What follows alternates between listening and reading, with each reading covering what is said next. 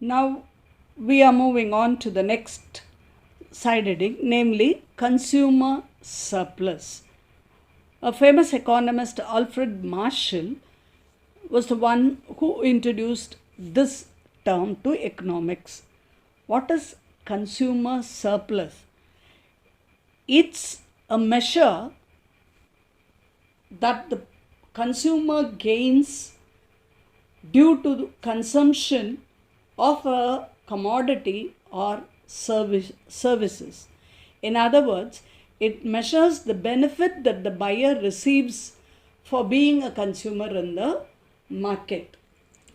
This concept is important not only for the economic theory but for the business, for decision making, and also the government to frame economic policies. Because the demand for a commodity depends only on the utility of the product.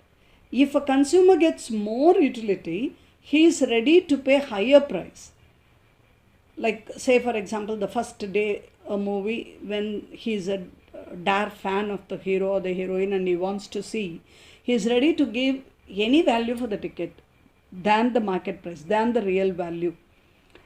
But he wants that satisfaction. So the consumer surplus arises here. It is what the price that the consumer is ready to give more than the real price that exists in the market. That extra is called as consumer surplus. Now I think it would have been easy for you to understand. The demand for a commodity creates utility, and the utility that he gets makes him pay little higher even to enjoy it. The willingness of the consumer to pay any amount extra for the utility based on the demand curve may be equal or less than the price that really prevails in the market.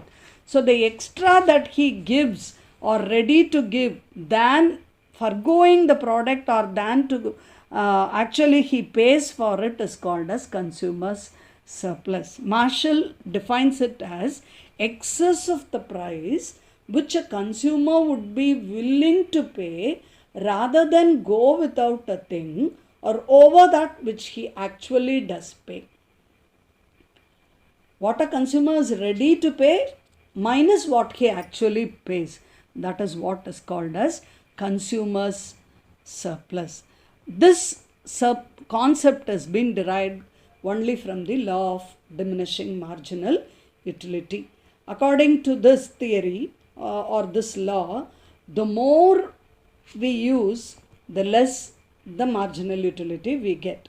As we purchase more and more of a good, the marginal utility of each and every product goes on decreasing.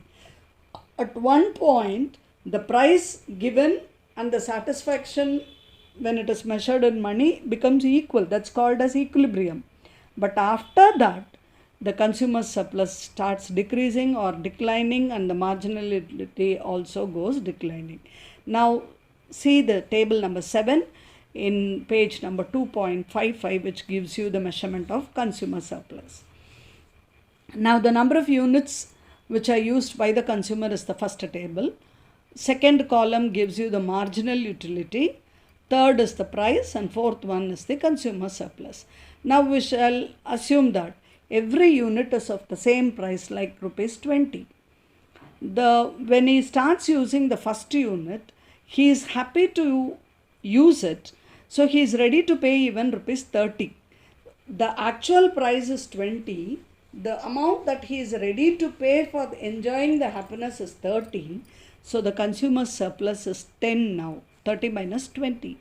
When he sees the same movie for the second time, though he is not ready to pay 30 rupees, he is ready to pay 28 rupees, whereas the real price is only 20.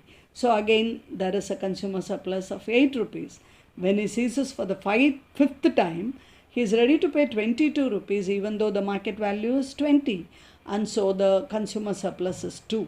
But for the sixth time, he is ready to pay only the real price, that is 20. That means his consumer surplus is 0. But when he sees for the seventh time, his marginal utility still declines. That is, he is ready to pay only 18 rupees.